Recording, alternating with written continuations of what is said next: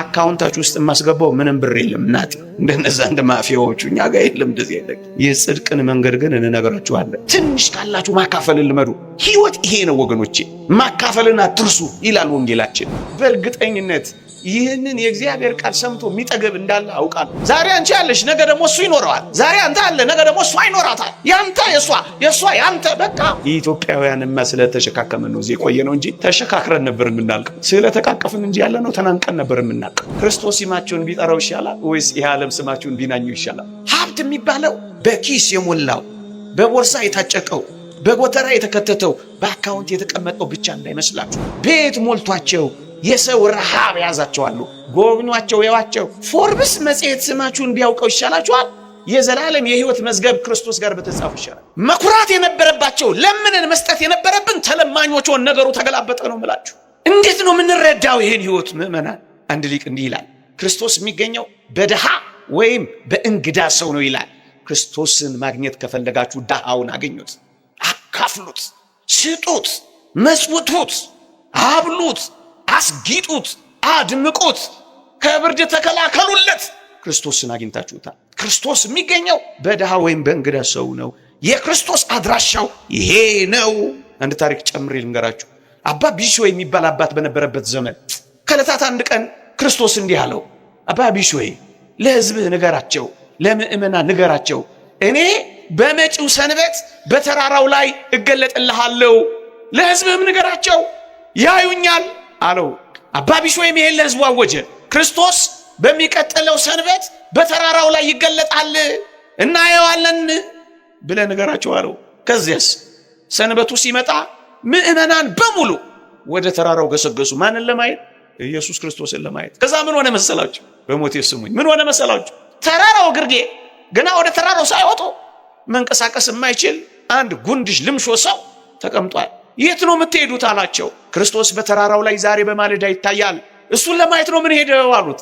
እባካችሁ እኔም ጌታዬን ልይ ውሰዱኝ አላቸው። ማን ይስማው? ማን ጆሮ ይስጠው? ማን አባከና ይበለው? ማን ጮኸቱን ያድምጠው?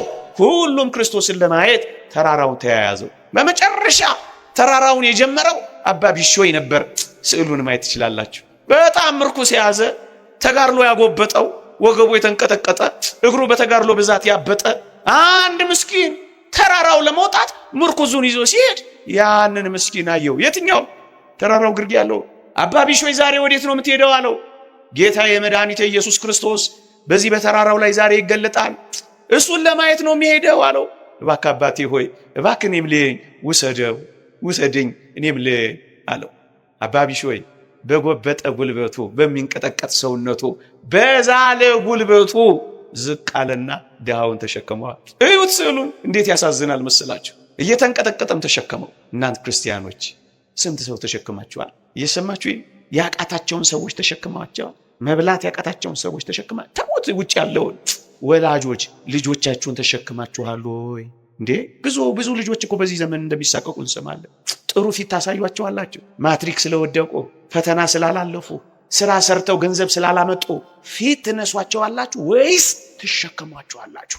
እርግጥ የኢትዮጵያውያን ወላጆች እንደሚሸከሙ እናውቃለን። እናንተ ልጆች ወይ ሰርታችሁ የምትገቡ ወላጆቻችሁን ትሸከማላችሁ? የምር በእውነት ምንም ሳትሰስቱ ትጦራላችሁ፣ ታካፍላላችሁ እንደምታደርጉ አውቃለሁ። ብዙ ወጣቶች የሚሸከማቸው አጥተው ስደት የገጠሙ አሉ። ብንሸካከም እኮ እዛ ባህር ውስጥ አይሰጥሙም ነበር። በህይወት እንደሚሞቱ እያወቁ በዛች አላያችሁም? ፊልሞቻቸው እንዴት እንደሚሰጥሙ አላያችሁ? በቅርቡ እንኳን 100 ምናምን ሰው አይደለ የሰጠመው? አልሰማችሁ? ስንት አፍሪካውያን መብል ፍለጋ እረፍት ብንሸካከም እኮ እኔ ወንድሙን ቢሸካከም እኮ ቢያንስ ቀን ያልፋል፣ ተስፋ አይቆርጥም፣ ልሙት ብሎ አይሄድም እኮ። አሳዝን። ስንቶችን አጣን የሚሸከማቸው። እሺ ዓለምስ አትሸከማቸው? ዓለምስ ትተዋቸው? በምን ቃላት ልንገረው? እሺኛ ክርስቲያኖች መሸካከም ያቅተናል። የቆመ የወደቀውን የተመረኮዘ የተንገዳገደውን መደገፍ ያቅተናል። ቢያንስ ቤቶቻችንን መሸከም ያቅተናል። ጎረቤቶቻችንን መሸከም ያቅተናል። መካፈል ያቅተናል። ሚስቶች ባሎች ሚስቶችን መሸካከም ያቅታል። አንዳንድ ሚስቶች እሱማ ምን ስራው ተበላሽቶበታል፣ ንግድ አጥቷል፣ ከስራም ወጥቷል፣ ተባሯል፣ ተፈናቅሏል፣ በጀት አያመጣም እና ምን ሊያደርገው ነው ታዲያ ቤቱን? አቤት ያለው ጦርነት! አሁን ባል በዚህ በጀት ምክንያት ይተዋል። አንዳንዶች ሊቀማጠሉ ሁሉ ሲሞክሩ እናያለን። በትህትና እግዚአብሔር የሰጠኝ ነኝ ብለው አሸካከሙ። በዝናብ የበቀለው በፀሐይ የበሰለው የእግዚአብሔር ገንዘብ ነው ብለው ባል ለሚስት ሚስት ለባል በቅንነትና በንጽህና መስጠትና መሸካከም መልመድ አለብን። ቀን ያልፋል። ዛሬ አንቺ ያለሽ ነገ ደግሞ እሱ ይኖረዋል። ዛሬ አንተ አለ ነገ ደግሞ እሷ ይኖራታል። ያንተ የሷ ያንተ በቃ የጋራችን ነው አላለልንም እንጂ በኪሳችን ሁሉ ያለው የሁላችን እኮ ነበር መሆን የነበረበት ወገኖቼ። በኪሳችን ሁሉ ያለው የጋራችን። ፀሐይ የኔ ነሽ የሚላት አለ የሁላችን አይደለች። ታላላቅ ጸጋዎች ሁሉ የኔ ነው አይባሉም፣ የኛ ናቸው። ልንካፈላቸው ነው የሰጠን እግዚአብሔር በሀብት ላይ ከሾመን የሀብት አከፋፋዮች ነን ማለት ነው። በቃ እንሸከማለን ወይ? ሰራተኞቻችሁን ትሸከማላችሁ? የጎበጣችሁ በመሸከም እንዴ የት ደርስ ነበር እኮ እያላችሁ እንዳትቀማጠሉ፣ ግድ የለም ሰማይ ትደርሳላችሁ። ተሸካከሙ። አንዱ የአንዱን ሸክም ይሸከም፣ አንዱ ለአንዱ ወደብ እንጂ ወጀብ አይሁን። ተሸካከሙ። ወጣቶች ተበረታቱ። ትከሻ ለትከሻ አትለካከሩ፣ አትወዳደሩ፣ አትፎካከሩ። ተረዳዱ። ተረዳታችሁ ስሩ። ተሸካክማችሁ ደጉ። አንዳችሁ ዝቅ በሉና አንዳችሁን ተሸክማችሁ ይውጡ። ያኛው ደግሞ ሌላ ከዚያስ ደግሞ እንጠቃቀማለን። ትሸከማላችሁ ሆይ ሸክም አለ ሆይ። እኔ አዲስ አበባ ውስጥ የሰሟቸው የሚያስደንቁ አሉ። ወላጆች ለልጆቻቸው ሁሌ እናገረዋለሁ። ምሳ ሳህናቸውን ጥቅጥቅ አድርገው ልጆቻቸውን ትምህርት ቤት ይልኩና የሚበሉት ስለሌላቸው ለሚቀጥለው ምሽትና ለሌላ ቀን ለልጆቻቸው ለማጠራቀም ብለው እንዳይራቡ ብለው ባዶ ምሳ ሳህን ይዘው መስሪያ ቤት የሚሄዱ አባቶች ሰምቻለሁ። በላስቲክ ውስጥ ይከቱታል። ጥቁር ላስቲክ ምናምን ሊሆን ይችላል። ይከቱታል። ልክ ምሳ ሰዓት ላይ አውቀው ምሳ ሳህኑን ይዘው በጓደኞቻቸው መካከል እልፍ ይላሉ። ምን ይዘዋል አትበሉ፣ ትንሽ ቆይቼ።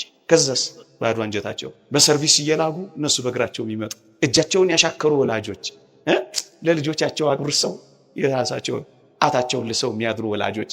ኢትዮጵያውያንማ ስለተሸካከምን ነው እዚህ የቆየ ነው እንጂ ተሸካክረን ነበር የምናልቀው። ስለተቃቀፍን እንጂ ያለ ነው ተናንቀን ነበር የምናልቀው። አይዟችሁ፣ ጨካኞች አትሆኑ በፍጹም። ቀን ያልፋል። እየሰማችሁ ነው። እስካልገደለን ድረስ ያጠነክረናል፣ ያልፋል። እስካለን ድረስ እንበረታለን፣ ያልፋል። ግን ቀን እስኪያልፍ ድረስ መጎራረስ ግድ ነው። ጌታችን እስኪመለከተን ድረስ እርስ በርስ መተያየታችን ግድ ነው። ክርስትና እንደዚህ ነው። ህይወት እንደዚህ ነው። አባ ቢሾ የተሸክሞት ወጣ። ጎብጣችሁ ከሆነ ደስ ይበላችሁ። ከዚህ በል ደግሞ እግዚአብሔር እንዴት እንደሚያበረክተው ታያላችሁ። በጣም ነው በረከት ያለው። ይሄን ከለመዳችሁ አታቋርጡም፣ ትሰጣላችሁ። ስትሰጡ ይሰጣችኋል። እየጠቀጠቀ እየነቀነቀ በቅፋችሁ ያስታቅፋችኋል ይላል እግዚአብሔር። ይሰጣችኋል። ትንሽ ካላችሁ ማካፈል ልመዱ። ህይወት ይሄ ነው ወገኖቼ። አንድም አጠገብ ያለ ሰው ወንድሜ ነው እንዳይራብ ማለት አካፍሉ። ማካፈልን አትርሱ ይላል ወንጌላችን። ተሸካከሙ። ተሸክሞት ወጣ። ከዛስ ክርስቶስ ቢጠበቅ የለም አልመጣም ቀረ። የአባታችን ዋሽተህን አታውቅም። ዋሸህን እንዴ? ኧረ የለም እመጣለሁ ያለኝ በቃል ኪዳን የገባልኝ ክርስቶስ ነው አለ። ትንሽ እንደዘገይ ሲያጉተመጥሙ ጌታችን ለአባ ቢሾይ ድምፅ አሰማው። ምን አለው? መጥቻለሁ እኮ አባ ቢሾይ አለ። የት አለ? ተሸክመኸኛል እኮ አንተ አላየኸኝም። እየሰማችሁ ለካ ተሸክሞት የወጣው ድሃውን ለካሱ ታያለው የሚለው በዚህ። ክርስቶስን ማየት ክርስቶስን ማግኘት ከፈለጋችሁ በዚህ ህይወት ውስጥ ተመላለሱ ክርስቲያኖች። የምር ነው ምላችሁ። ሌላ ሁሉ ይቅር። ይህችን እንኳን አጠንክረን ከሰራን ወገኖች ክርስቶስ በእንግዳ ሰው ወይም በድሃ ውስጥ ይገኛል ያልኳችሁ እንደዚህ። ከጥቂት ዓመታት በፊት ኤፍኤም ሬዲዮ ላይ የሰማሁትን አንድ አሳዛኝ ታሪክ በነግራችሁ ተቀየሙኝው? ልባችሁን አሳዝኘው ወደ ቤት ልካችኋል? እንደውም አኩርፈናል የበለጠ አስኮረፍከን ትሉኛላችሁ? አትሉኝም አይደል? በሰላም ወጣሉ አይደል? የጓሮን በር አውቀዋለሁ ደግነቱ። እናንተ በፊት ብጠብቁኝ እንኳን እኔ በኋላ። እየሰማችሁኝ ነው? እዚህ እስጢፋኖስ ቤተክርስቲያን አንድ አጥማቂ ነበሩ አሉ። ታማሚ ናት። 3 ልጆች ያሏት። ከገጠር ነው የመጣችው ልትጠመቅና ልትድን። ታማሚ ናት። እዚህ ከተማ ስትመጣ አባከና ያላት የለም። እሷ የመሰላት ብዙ ክርስቲያኖች ስላሉ አንዱ መጠለያ ይሰጠኛል ብላ፣ እንደውም የቤተ መቅደሱ የቤተ ክርስቲያኑ መጠለያ ጥሩ ማደሪያ ይሆነኛል ብላ ምንም ዘመድ የላት ዝም ብላ ነው የመጣችው። ስትመጣ በዚህ ሲያባርሯት ከመጠለያ ሲያስወጧት መሄጃ ብታጣ ጊዜ እዛ እስጢፋኖስ አካባቢ ካሉ ግንቦች ከጀርባ በተለይ ዝም ብላ ነፋስ የሌለበት ቦታ 3 ሕፃናቷን ይዛ ማደር ትጀምራለች። ለካ እስጢፋኖስ ጀርባ ወንዝ አለ። ከወንዙ የወጣ ጅብ አንዱን ሕፃን ልጅ በላባት።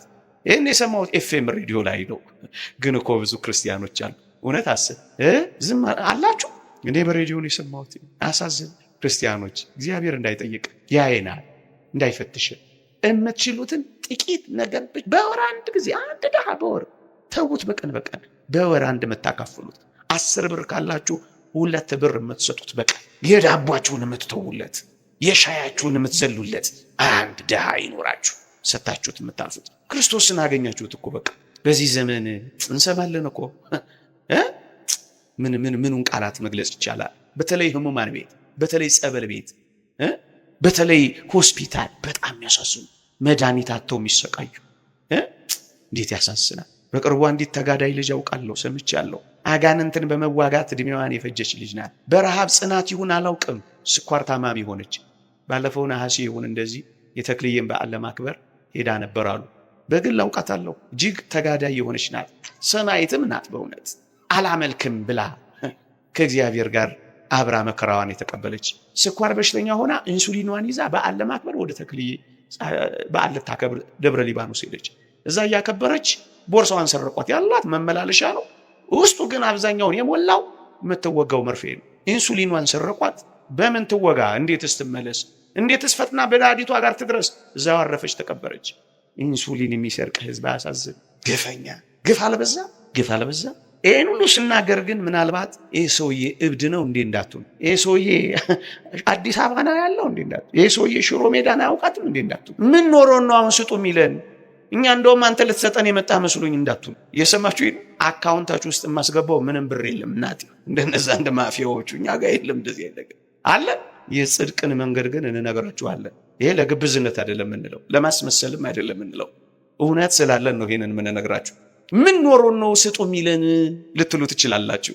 ምንም እንኳን ባይኖራችሁ መስጠት ትችላላችሁ። እውነት አሰብ ሊቁ ዮሐንስ አፈወርቅ ምን ይላል መሰላችሁ?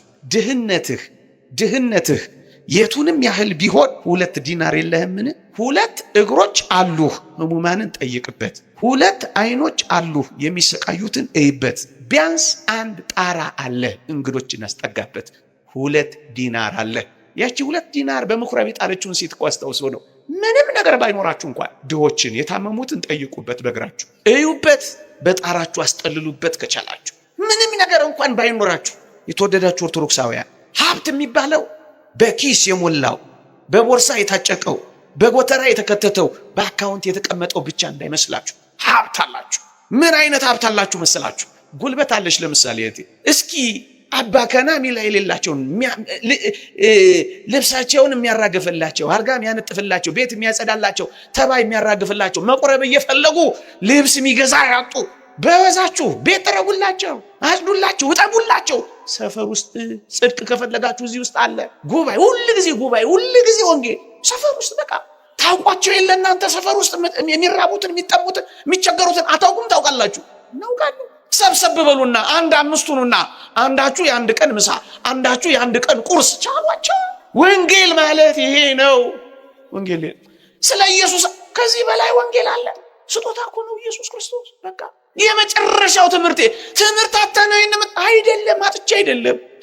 በፍጹም ክብር ለአባቶቻችን። ስንዱ የሆነች እመቤት ናት። ጠዋት የተሰበከውን ብሰብከው እንኳን አዲስ ነው የሚሆነው። ይሄ የተለየ ቤት ውስጥ ስላለ አዲስ ማለዳ አዲስ ቃል አላት ቤተ ክርስቲያን። ቤት ሞልቷቸው የሰው ረሃብ ያዛቸዋሉ። ጎብኟቸው፣ የዋቸው መብል ሞልቷቸው ፍቅር የራባቸው አለ። ስሟቸው። እፍኝ ጥሬ ሞልቷቸው አስታዋሽ እፍኝ ልብ ያጡ ወላጆች ብዙ ናቸው። ጎብኟቸው። ገንዘብ ኖሯቸው ጆሮ የተነፈጋቸው አሉ። አዳምጧቸው። ሐዘን የሰበራቸዋል። ሐዘን በዚህ ዘመንማ ብዙ ሰው በተለይ አረጋውያን ብዙ ሐዘን ሰብሯቸዋል። በዚህ ዘመን እንዲያና እንዲህ ብዬ አልዘረዝረውም፣ ታውቁታላችሁ። ተጠያየቁ፣ ተስፋ ተሰጣጡ፣ ተበረታቱ። ሐዘን የሰበራቸውን አጽናኑ። ዕውቀት ካላችሁ የሕፃናት ምንም የሌላቸውን ሰዎች ቱቶር አስተምሩ። ዕውቀት ካለ አስተምራ። የካህናትን ልጆች አስጠናበት። የተሰጠህ ከሆነ ደግሞ አከፋፋይ ነኝ በል። በቃ የተቀበልኩት እንጂ የኔ የሆነ የለም በል። ባለጠግነትና ክብር ካንተ ዘንድ ነውና የሰጠኸኝን እሰጣለሁ በል። ሀብታችሁን በጣም ከፈለጋችሁት፣ ገንዘባችሁን በጣም ከወደዳችሁት በድሆች ሆድ ውስጥ በድሆች እርቃን ላይ ወደ ሰማይ ላኩት። ሀብታችሁን በጣም ትፈልጉት ከሆነ ልንገራችሁ፣ ገንዘባችሁን በጣም ትፈልጉታላችሁ። በጣም ከፈለጋችሁት ሀብታችሁን ወደ ሰማይ ላኩት። እንዴት አድርጋችሁ? በድሆች ከርስ ውስጥ ለእግዚአብሔር መስዋዕት አድርጋችሁ አቅርቡ። ከርሰ ነዳያንን መቅደስ አድርጎ የሚቀበላት መባ አድርጋችሁ ለክርስቶስ ሰውለት፣ ወደ ሰማይ ላኩት። ሌቦች ሰርስረው የማይሰርቁት፣ ግንብ ደርምሰው አጥር ጥሰው ጉድጓድ ቆፍረው ወደማይወስዱት ወደ ሰማይ ሀብታችሁን ላኩት። በማን? በድሆች ውስጥ፣ በምስኪኖች ውስጥ፣ በተጨነቁት ውስጥ። በአመፃ ገንዘብ በሰማይ ለራሳችሁ ወዳጆችን አብጁ ይላል ጌታችን። ወደ ሰማይ ኤክስፖርት አድርጉት። ባንክ ከማስቀመጥ በላይ ነው። ለዚህ ጋራንቲ እንሰጣችኋለን። አይተናላ። ባንክ ከማስቀመጥ አክሲዮን ከመግዛት በላይ ለድሆች መስጠት ይበልጣል። ወደ ሰማይ ላኩ። ገንዘባችሁን ከወደዳችሁ ለሰማይ ህይወት አስቀምጡት። ወደ ሰማይ ላኩት። ወደ ሰማይ ላኩ። ይቆያችኋል። ተጠራቅሞ ይቆይ። ሊነገር ወደማይችል ሀብት ባለጠግነት ትገባላችሁ። አውግስጢኖስ የተባለ ሊቅ እንዲህ ይላል፣ ባለጠግነት በራሱ የሚነቀፍ አይደለም ይላል። አብርሃም ባለጠጋ ነበረ ይልና ድሃውን አልዓዛርን ግን ከማቀፍ አልከለከለውም ይላል። ከዛ መጨረሻ ላይ ሲያጠቃልል ምን ይላል? አብርሃምን አልዓዛርን በእግዚአብሔር ፊት ሁለቱም ባለጠጎች ሆነዋል ይላል። ይህን ሁሉ ስናወራ ባለጠግነትን እያወገዝን አይደለም። የሚበልጠው ባለጠግነት ግን በሰማይ ነው ያለው። አልዓዛር በአብርሃም እቅፍ ነው የገባው። እቅፎችን አዘጋጁ። በቅዱሳን ስም በመዘከር ድሆችን በሰማይ እቅፍ አዘጋጁ። በሰማይ መጠለያ አዘጋጁ። በሰማይ ስፍራ አዘጋጁ። በሰማይ እቅፍ የሚሞቅ እቅፍ አዘጋጁ። ወደ ሰማይ ላኩት። ገንዘባችሁ ወደ ሰማይ ላኩት። ቆይ ልጠይቃችሁ። የዚህ ዓለም የባለጸጎች መዝገብ ፎርብስ መጽሔት ነው የሚባለው ነው አይደል የሚባለው? ፎርብስ መጽሔት ስማችሁን ቢያውቀው ይሻላችኋል? የዘላለም የህይወት መዝገብ ክርስቶስ ጋር በተጻፉ ይሻላችኋል? ምን? ሴቶች እስኪ ዝም በሉ። ቆይ ወንዶች የላችሁም እንዴ? ገና እያሰባችሁበት ነው አይደለ? ካልኩሌተር እየመታችሁ ነው ገና። ፎርብስ መጽሔት ቢጽፋችሁ ይሻላል ወይስ የክርስቶስ መዝገብ ይሻላል? አይደል? ይሻላል አይሻል? ወደ ሰማይ ላኩ። ወደ ሰማይ እዛ የህይወት መዝገብ አለ። ያ ንፉግ የሆነው ነው የሚባለውን ሰው አታስታውሱ? ስሙ የለም እኮ ሉቃስ 16 ላይ ስሙ ያለው የአልዓዛር ብቻ ነው። የኛውስ አንድ ባለጠጋ ሰው ነበረ። ስሙን ያውቀዋል ግንስ ሊጠራው አልፈለገም። ክርስቶስ ስማችሁን ቢጠራው ይሻላል ወይስ ይህ ዓለም ስማችሁን ቢናኙ ይሻላል? ወደ ሰማይ ላኩታ። አልዓዛርን እያሰባችሁት፣ ዳውን እያሰባችሁት። በዚህ ዓለም ዝነኛ መሆን ይሻላችኋል በሰማይ ዝነኛ መሆን? አልዓዛር ዝነኛ የሆነው በምድር ነው ወይስ በሰማይ ነው? በምድር በድህነቱ ዝነኛ ነው። በሰማይስ በምን? በባለጠግነቱ ተፈላጊ ሰው ሆና። በጣም ተፈላጊ ሰው መሆን ከፈለክ ያለ ማጉረምረም ኑርበት።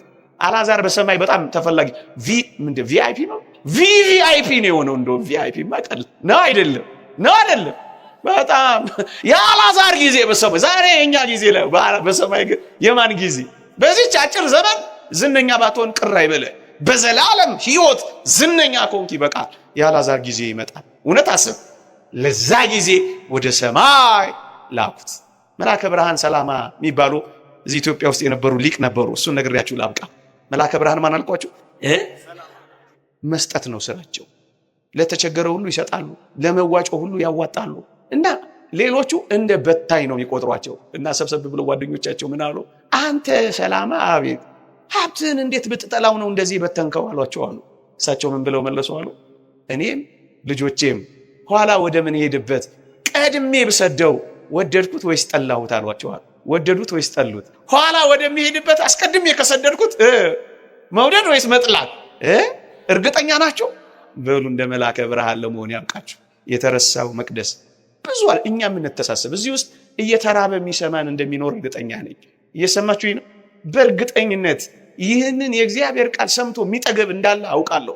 እየተራበ የሚሰማ እየተራበ የሚያለቅስ እዚህ መጥቶ እንዳለ አውቃለሁ። ግን ምን ያደርጋል? አንተሳሰብም። እኛ ትተነዋል። እንደው እግዚአብሔር እንዴት ያዝንብን ይሆን? በጥንቷ ቤተክርስቲያን በዕለተ ሰንበት እሁድ ማለዳ የገንዘብ መዋጮ ይደረግ ነበር። የቤተክርስቲያን ታሪክ ሳነ እየሰማችሁኝ ነው? የገንዘብ መዋጮ የሚደረገው ለምን እንደሆነ ታውቃላችሁ? በሰንበት በዚያ አጥቢያ ያሉ ድሆች ምን ይጠግቡበታል። እየሰማችሁኝ ነው? እንደዚህ የሚያጠግብ መሰባሰብ ፍጠሩና እናንተ ማህበራት እናንተ ተሰብሰቡና ድሆችን መግቡበት። እሺ፣ የተረሳው እንድናስታውሰው ይርዳን። ይቆየን።